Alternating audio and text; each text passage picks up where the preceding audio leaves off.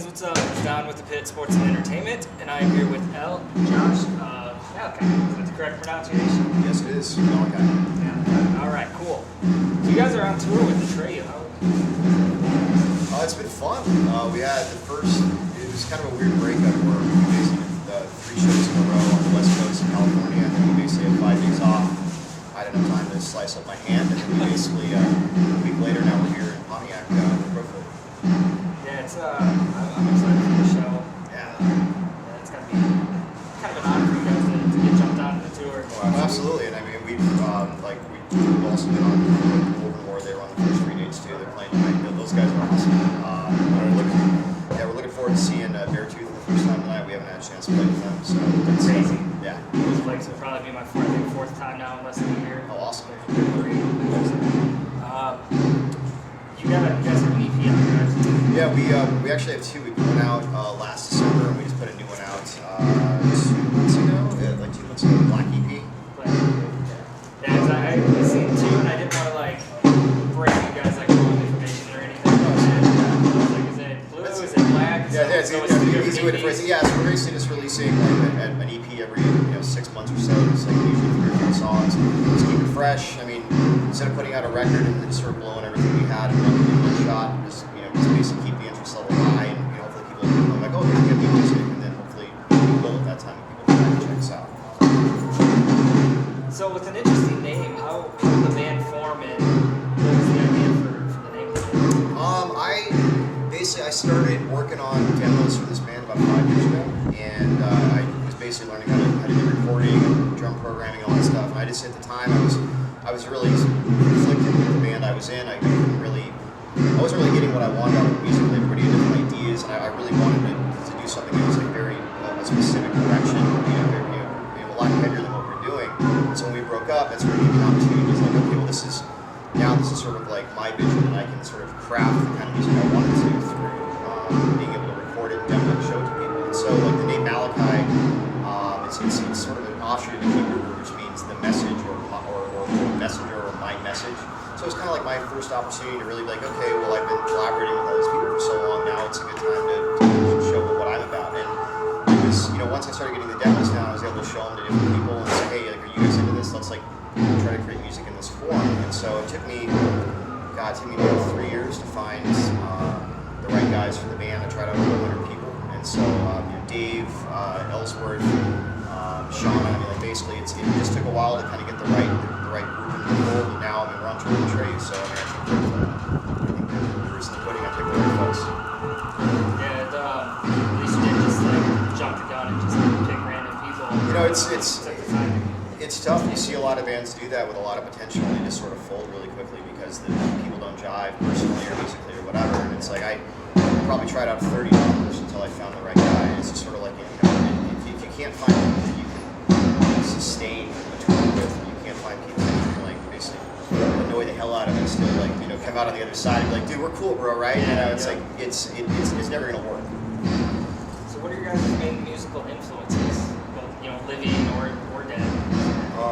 It's the funny thing is everyone in the band has different styles and tastes, and when it comes down to the road, everyone argues who's going to listen to what. But at the end of the day, everyone appreciates music with heart, with some sincerity. You know what I mean? But at the end of the day, I also think all of us deep down inside really like to lay shit up. Just really go nuts. It's fun to play nice tunes and happy things, but sometimes my grandma doesn't even hear what I play. You know what I mean? My grandma's the exact same way. I still get yelled at for it. But she's happy I'm doing something, but she's like, no, I'm good. Okay. Yeah, I've heard all different kinds. I've heard a lot of people on Elvis. They listen to Elvis when they're on tour. Yeah. And of course, some of the Metallica and stuff. We just wrote here listening to the new Dre album. It's like you got to keep it fresh because at the end of the day, we're all through Chicago last time listening to Buddy Guy. Yeah, it's like awesome. Yeah. I guarantee any of these cats out here, you don't listen to Kirk Hammett and then that's all you listen to get as good as you are. I guarantee you have to listen to where that came from first. As a bass player, I grew up. My dad was a jazz kid, and it's all about funk, and it's all about Bootsy, and it's all about James Jamerson. And then from that, you just take that with the fact you just carry stuff around on stage. Right. Yeah, it's weird too because when he came in the band, because I had sort of written all the bass lines, played all the bass lines. I'm not a bass player. You know, I don't think the way a bass player does. So he comes in, he starts jamming with us, and he's like throwing all these licks in there. I'm like, I never would have done that, but that's like way better than anything I could have possibly done. You know, and it's like that's the thing. It's like I can't do this all myself. I need players that are, you know, amazing at their instruments to be able to fill out the sound and kind of think of all the things that I can. You know, and this guy's one of the best. We're looking forward to it. But what's one of the best places you guys have played as a band so far? That sound show was pretty awesome. Yeah, Ace of Spades and Sack was really fun. We've done all the Hollywood venues. Like my favorite venue is in New York. We played the Atreyu. We did a live DVD video shoot there last January. It's out available. Like you come see us on tour. Like we'll have it for sale, but you can buy it online on October 20th. So we just had like 4 Pro cameras. I spent 30 minutes mixing the audio, which was about the most fun thing I've done ever. I would say the Glass House show, the first show, everyone like the handshake, like, hey, how's it going? Yeah. You're from so-and-so. And cat like me, you know, you grew up, I worked at a Hot Topic folk in the tribute show. You know what I mean? I used to work at the Wilton Theater in Los Angeles, running the gate and security for Unearthed. And, you know, you see all these bands come through, and like even like as they're like dying, now that it's World War, you know, you see these cats and you're just like, wow. And now I'm backstage, sipping bourbon with you, you know, sharing the stage. Everybody's been so respectful. This is like really our first run with any like major national players, but like, you know, there's no like friction or weirdness. Everybody's just joking around and laughing and cool, and like that's sort of what we were hoping for. That's definitely a perk. You don't want to be on a tour when you're butting heads with anybody. Yeah, It's exactly. gonna happen, but it's always a perk when it doesn't. Yeah, exactly. Absolutely. So to kind of get away from the music touch of things, we're in October. You guys celebrate Halloween at all? I mean, I celebrate the fact that, you know, women dress in amazing outfits on a specific day at the end of October. What's how you gonna be a sexy caterpillar? Like, how is that a thing? I mean, I'm not mad at you, but A for effort. yeah, no.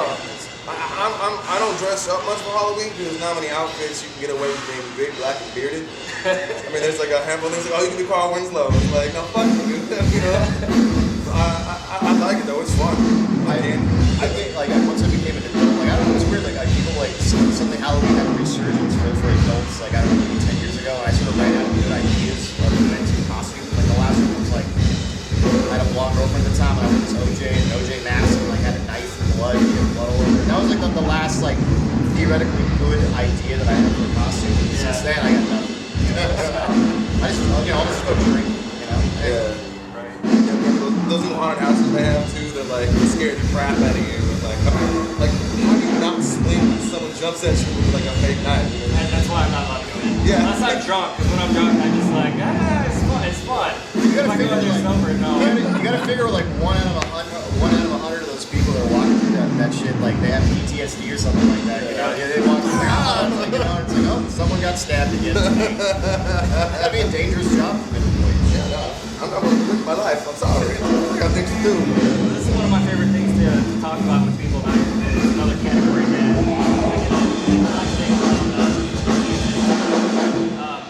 when you guys are out on tour or you're just at home writing and this and that, what's your guys' alcoholic drinking choice?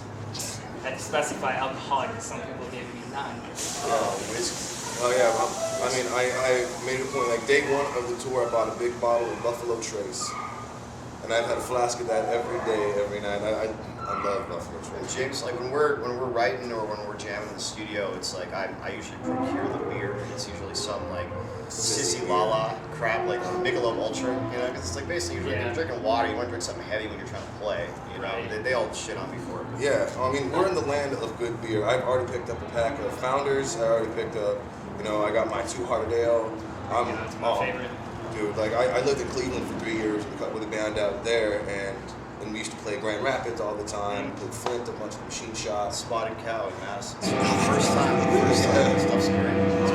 I literally, I have to have at least like 3 or 4 6-packs in the car. Not that I have to drink them all the time, but I just want some touches. I do.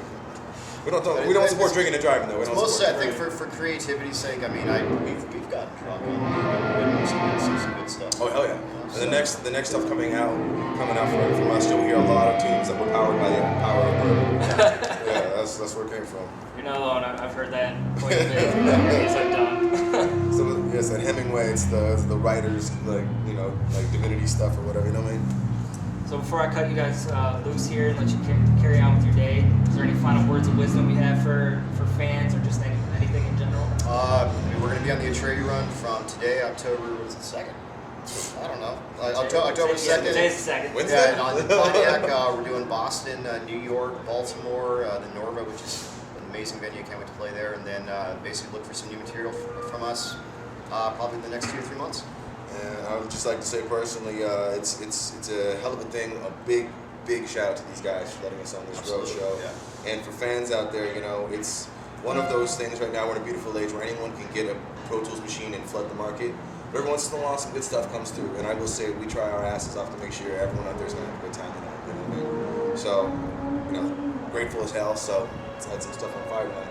Not literally. I mean, not at all. This is kind of frowned upon. This isn't Woodstock. Yeah, we're not Dillinger Escape Plan. I'm not tearing anything off the ceiling. No. That rafter looks weak. Flying drop kicks everywhere. So again, I'm Dom with the Pit Sports Entertainment.